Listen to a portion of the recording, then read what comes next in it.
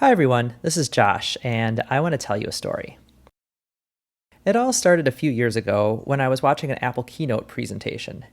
The iPad Pro had just been introduced, and I instantly knew I wanted to buy it. I texted my husband, I am definitely going to order this. What would you use it for? He asked. Reading, web surfing? I could probably write some code on it, I responded. Really? He asked. You could do your job on it. I was kind of taken back. Yeah, sure, I bet. Probably, possibly. And to myself, I thought, well, if not, there's always a 14-day return policy. Hi, I'm Josh Pitts. I'm a principal software engineer at Dev, a community for software developers to connect and share knowledge. I've been using Rails for almost 15 years. I've been enamored with the iPad since it was introduced in 2010. It's thin, light, doesn't look like any other computer I've ever used. In many ways, it feels like something from the future. Hell, it even looks like those futuristic pads that are props on Star Trek. If the iPad is the future of computing like some industry experts say it is, it's going to be a part of my life. And that means it'll be a part of my work. So that's the backstory. I had spent a distressingly large amount of money on an iPad and justified it to myself by saying I would be able to do, quote, real work on it. The only problem was I had no idea if I could. Let's find out together. Before we jump in to figure out a way to get real work done on an iPad, we have to define what real work is. The phrase real work is one of those things that drives me nuts about how the iPad is discussed online and in tech journalism. Your definition of real work could be vastly different from mine depending on what tasks we each do. There's a lot of other things many of us do on a daily basis with our computers. Video conferencing, chatting in Slack, responding to email, writing documents, copying and pasting from Stack Overflow. An iPad can handle all of these tasks just fine, so I'm not going to cover them in this talk. Instead, let's get to the good stuff. I'm primarily a Ruby on Rails developer, so my daily workflow involves things like editing source code, both Ruby and JavaScript, running tests, Minitest, RSpec, Jest, Capybara, running a website locally, debugging Ruby, inspecting web pages, debugging JavaScript, and committing code to source control. Right, so the first thing I tried doing is installing a Ruby IDE. I didn't get very far on this because, surprise, there are no Ruby IDEs available for the iPad. What about a terminal window so I could install a Ruby runtime? Nope, there's no way to easily get a terminal on the iPad either. iPad OS is a closed system. All of the apps you'll run on it have to be approved and signed by Apple and downloaded from the App Store. There are some workarounds for enterprises and developers, but I'm not going to talk about them here because they get pretty complicated pretty quickly. This is by far the biggest bummer I found working with the iPad. You have all this power and promise, and you're limited by an operating system and a distribution model that was originally developed for phones. Traditionally, Apple has prevented iOS and iPad applications from downloading or installing executable code. Any executable code has to be included with the application. For Ruby, that's a problem. You wouldn't be able to use any gems that require native extensions like Nokogiri, Postgres, or MySQL adapters. Another limitation on iOS and iPadOS is called sandboxing. Applications aren't allowed to see the entire file system of the device. They only get access to a little playpen dedicated to them. This makes interacting with other files and applications on the system really tricky. So, in order to run Ruby directly on an iPad, an app would have to bundle a Ruby runtime, and it couldn't support any gems with native extensions. The editor would have to be built in as well, and we'd also have to bundle any storage options like Redis or MySQL. If you search the App Store for Ruby, you'll find a handful of applications for learning to code in Ruby, but nothing that's really appropriate for developing a full-scale Rails application in. Since we can't run Ruby code locally on the iPad, we have to find a place where it can run. The first option I turned to was the closest, my old laptop. I already had an entire development environment set up on it, so I could just use a screen sharing app to remotely control my MacBook Pro. While this certainly is quick and easy, I don't feel like it meets the spirit of the challenge. It also has some pretty big downsides. My laptop has to be turned on and connected to power and the internet. Working with a remote desktop can be slow, especially if I'm not at home and on the same network as my laptop. Domestic upload speeds and coffee shop download speeds can vary widely. And then there's the pointer. While iPad OS recently added support for trackpads and mice, and it's a great addition to the platform, using a remote desktop on a Mac or other computer that relies upon a mouse pointer is frustrating if you happen to be using an iPad without a pointing device attached to it. There's also a difference in screen resolution. For instance, at home, my laptop is connected to a 27-inch monitor, and it's a much different resolution than my iPad. Everything looks really tiny. I have to zoom in quite a bit. Instead of remotely controlling a laptop or a desktop computer, I could use a terminal to connect over SSH. I'd still have the requirement of having to have my laptop plugged in, but at least I could interact with it faster. If I'm just going to use SSH, that got me thinking, why don't I connect to the cloud instead of my local computer? Instead of using a physical computer, I could use a server hosted in the cloud.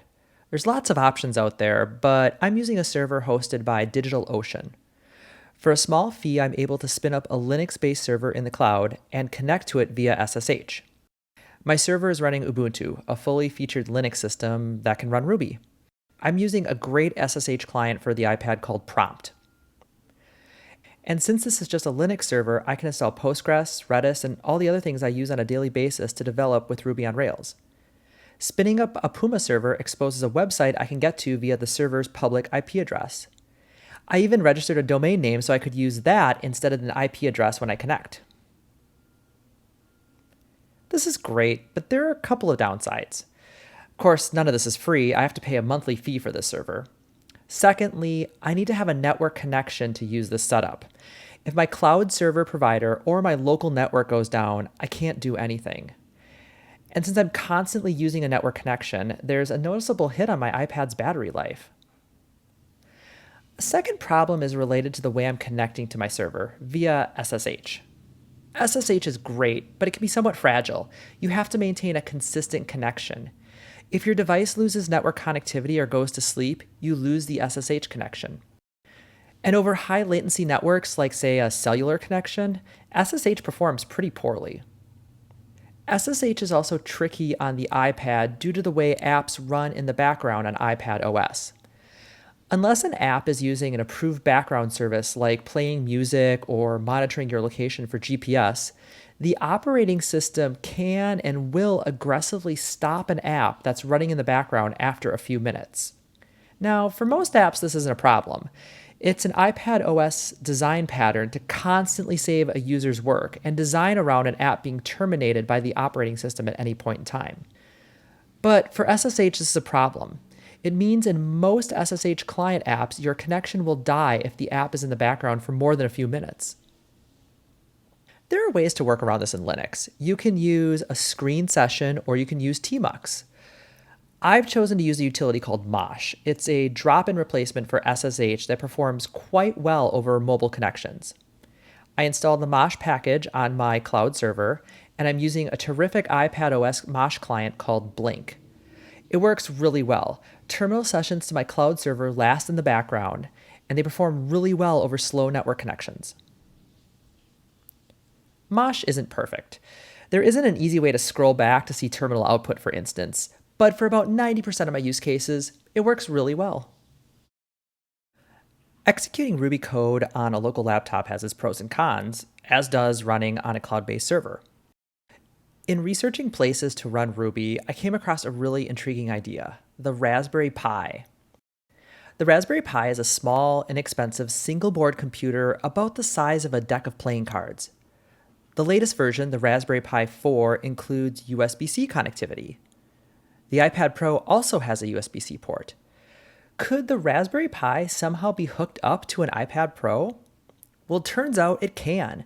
Based on some really excellent blog posts and walkthroughs that you'll find at the end of this presentation, I was able to install Linux operating system on a Raspberry Pi 4 and enable it to be powered over USB-C. The Raspberry Pi is powered via a USB-C connection, so you don't need a separate AC adapter for it. And since it has Wi-Fi built in, you can either connect to it via a local wireless network, or you can share your iPad's connection if you have an iPad with LTE connectivity. There's local networking over the USB-C connection as well, so if you were somewhere without an internet connection, you could still access the Raspberry Pi. I could see the solution being really attractive to someone that didn't want to use a cloud-based server, but still needed to be mobile or away from their home. It would also be great in situations where connectivity is limited, like, say, on an airplane. You do have to be careful about detaching the Raspberry Pi. Since it's getting its power from the iPad, you can't just unplug it without risking disk corruption. You have to go through a full shutdown procedure. And of course, this entire thing only works on iPad models with a USB-C port. You can do networking on an iPad without a USB-C port, but the power hookup only works with USB-C port model iPads. There's something really fun about the idea of a Raspberry Pi being this cool accessory just for running code on, and I'm definitely going to keep it in my bag of tricks. Now that I have some solid options for where to run Ruby, the next part of the work equation I had to solve was how to write and edit code. Since Ruby files are just plain text files, I have a lot more options for picking an editor. Since we're using a remote Linux system to execute our Ruby code, we can use any program we want on that Linux system, including common editors like Vim or Emacs. If your preferred editor is a command line program, well, congratulations, you are all set. You can connect to a remote system with SSH and launch Vim or Emacs. Since this is over SSH, it's subject to all the same issues I mentioned before: latency, disconnects, battery usage. Mosh, Screens, or Tmux can really help here. Now, I won't pick a favorite between Vim or Emacs because, surprise, I dislike them both equally. Terminal-based editors just aren't my thing, and I want something that feels a little more at home on the iPad. Unlike the problems we encountered trying to execute Ruby code directly on the iPad and the lack of native IDEs in the App Store, we have a wealth of choices when it comes to text editors. There are hundreds of text and code editors available on the App Store. What features should we look for?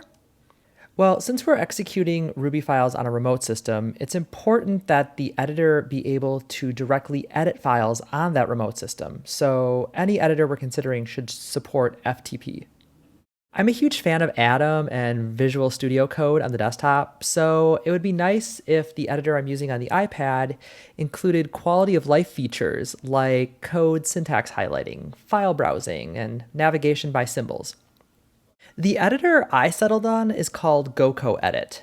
It has a killer feature I didn't know I needed until I started testing out a bunch of different editors: searching and jumping to a file by name.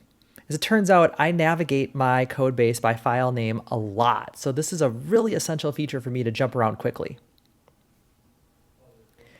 There are tons of great code editors on the App Store, and you really can't go wrong with any of them. Many of them are free to download, and even the paid options are typically priced much lower than comparable desktop software. I'd encourage you to try out as many as you can to find the right fit. In true Apple fashion, I have one more thing: cloud-based code editors. CodePen and JS Fiddle are two popular cloud-based JavaScript editors I've encountered in the past. I wondered, is there anything similar for Ruby? There sure is. Web-based development environments combine a cloud-based server with an IDE that runs in a web browser. Now, many of them don't work well with the browser on the iPad, but the addition of cursor support in iPad OS 13.4 has improved the compatibility story dramatically. I want to tell you about two services that I found and have been using. Gitpod is a service I've used quite a bit, and it runs really well on the iPad now.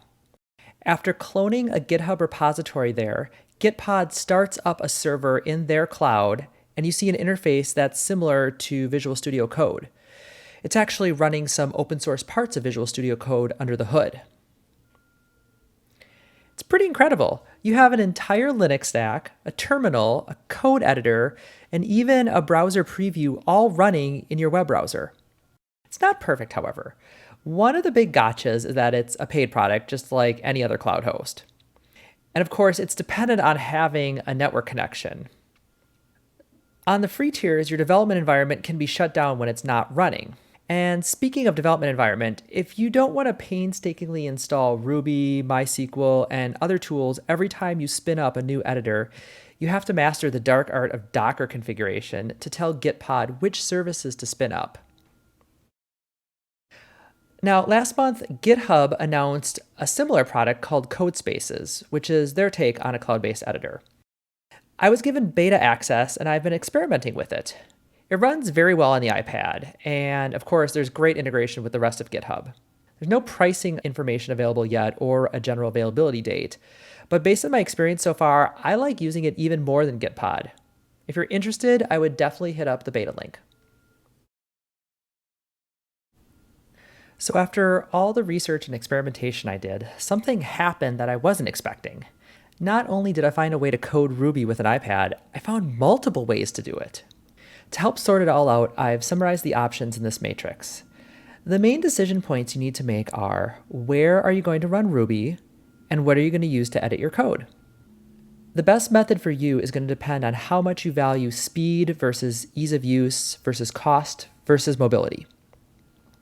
For me, I really value being mobile and having a native feeling editing experience, so I mostly use a cloud-based server with a native code editor. Web-based IDEs are my backup method because they sort of span multiple categories. You might find that your preferences are different, and that's what I would expect. It'll probably take some experimentation to find out which way works best for you as well. We've talked about how to tackle the two biggest hurdles to using an iPad to develop Ruby, but there are other things to watch out for. Now, I'm mostly a backend developer, and for this kind of work, the workflow I've talked about on the iPad works really well. But if you're doing more front-end work, you're going to start to miss having Chrome. While there is a version of Chrome available for iPad OS, that's a bit of a misnomer. On iPad OS, the only browser engine that's allowed to run is WebKit. This means that Chrome and Firefox on the iPad are running the same browser engine that Safari is. You don't have access to the same extensions and inspection tools you do as when you're using Chrome on Mac OS. There are some apps to work around this, but they are nowhere near as full-featured as Chrome. And this brings up the biggest problem you, I, or anybody else has when trying to move a development workflow to the iPad. It's different. It's really different. So many of the foundational computing actions we take on a daily basis are different on the iPad versus a desktop OS. You're going to feel slow and unproductive at first, and how could you not? Many of us have been using a mouse and keyboard on a desktop operating system since we were kids. Adapting to a new interface paradigm takes time, and it's natural to compare a new system with one you already know. I felt a lot of frustration at times trying to use an iPad for my development work, not because an action I wanted to perform was impossible, but because I couldn't do it in exactly the same way I was used to. Once I gave up trying to do things exactly the way I always had and opened myself up to doing them a new way, things got more comfortable and easier. One last question you might have, and it's the same one my partner had when I started this crazy self-imposed challenge. Why? Why go through all this research, struggle, experimentation when I could just do it the same way I always have? What is the point? There's a saying, a good craftsperson doesn't blame their tools. I like to think a good craftsperson is also more than their tools. I don't want to be constrained by which editor or which device I use. I want the freedom to pick and choose the tools that make me feel productive and give me joy. And that's what I get when I work on the iPad. A sense of joy that's just like the sense of joy I get from using Ruby. They're really very similar, Ruby and the iPad. They're both designed for user happiness. I've also got a new tool in my toolbox. Will I use the iPad for all of my development work exclusively going forward? No, probably not. At home, I have this big monitor and a comfy keyboard that work great with my laptop, and they're far more ergonomically comfortable for me. But when I want to work from my porch or a local coffee shop, the portability and battery life of the iPad make it so much better for me than a laptop. I want to leave you with one last question. When was the last time you used a new tool? When was the last time you stepped out of your comfort zone and did something weird and learned something brand new?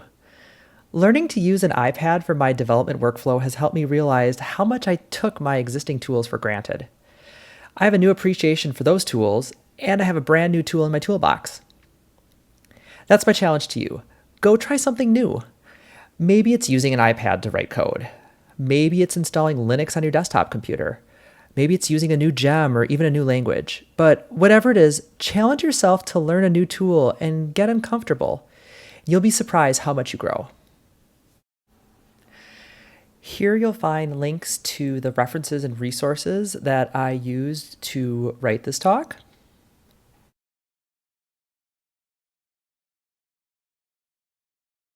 Here are some of the apps that I mentioned during this talk that I'm using on a daily basis.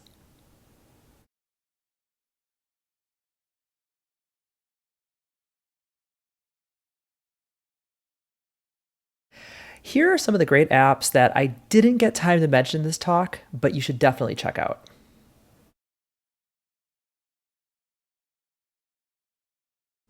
Finally, if you'd like to get in touch with me, the best way to do so is on Twitter. I am at Josh Pitts. That's JoshPuetz. You can also follow me on Dev. That's dev.to/Josh Pitts. And my website, joshpitts.com. I'd really like to thank Andy and Brighton Ruby for having me and giving me the encouragement and space to talk about this one really weird thing I'm passionate about. And finally, thanks to you for listening to this entire talk.